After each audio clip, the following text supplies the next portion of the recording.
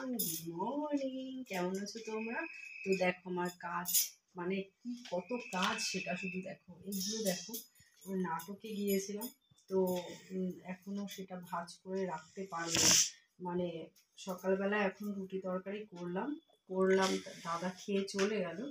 এখন এটা শুরু হয়েছে কাজ করা, এটা ভাঁজ করবো। তবে অনেকটা কাজ করেছি কি বলতো, দাদা চিংড়ি মাছ নিয়ে এসছে। চিংড়ি মাছটা খোসা ছাড়িয়ে, মাছের আঁশ ছাড়িয়ে তারপরে দাদাকে দিয়ে দিলাম, যে দাদা যাতে নিয়ে যেতে পারে, বুঝেছো?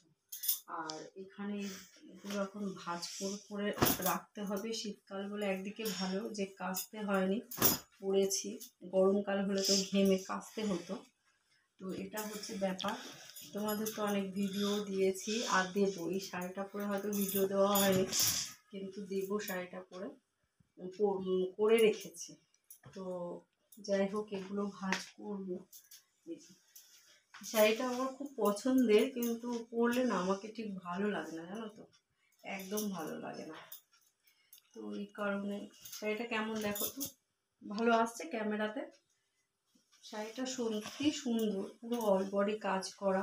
একবার পুজোয় নিয়েছিলাম এই শাড়িটা, বাট পুজোতে পরা হয়নি সেই বছর। তার পরের বছর পুজোতে এত বেশি শাড়ি হয়ে গেছিলো যে তার পরের বছর এই শাড়িটা নিয়েছি।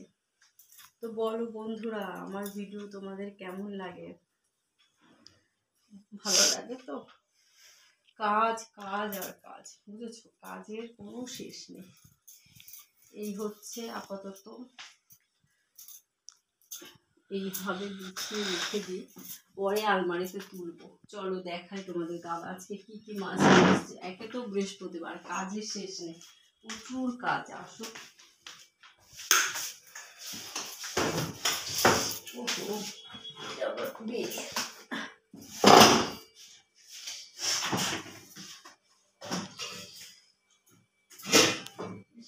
কি আছে আজকে? দাদা এনেছে চিংড়ি মাছ, দেখো খোসা ছাড়িয়ে রেখে দিয়েছি চিংড়ি মাছটা। আর নিয়ে এসেছে কাতলা মাছ, এখনো ধুতে পারেনি, বুঝেছো? তার আগে একটা কাজ করবো। এতদিন তো একটু হালকা শীত ছিল, কাঁথা গায়ে দিতে লাগতো। চলো ওই ঘরে দেখাচ্ছি তোমাদের। কাঁথা গায়ে দিত, এখন তো কম্বল চলে এসছে। সেই কাঁথার ওয়ারটা আবার কাচতে দেবো, না কাচতে দিলে না হচ্ছে না, বুঝেছো? সেই কারণে এই ঘরে চলে এলাম। ওয়ার এইটা খুলে নিলাম আগে, এটা গেছে, দাদা ছিঁড়ে ফেলেছে, এটা আর কোনো কাজে হবে না। এবার এই ওয়ারটা এটা ভরতে হবে, আর এটার বালিশের ওয়ার একটা ভরতে হবে। এখানে আমার সব সেট, বুঝেছো, থরে থরে সাজানো।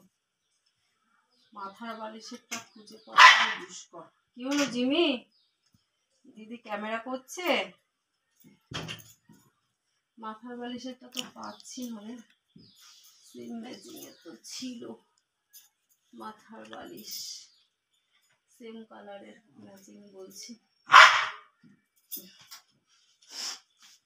মাথার বালিশটা পাচ্ছি না। ঠিক আছে, তাহলে এই দুটোই ভরে দিই। এই দুটো পেয়েছি, এটা আর ভরতে হবে না, এটা ম্যাচিং পেয়ে গেছি।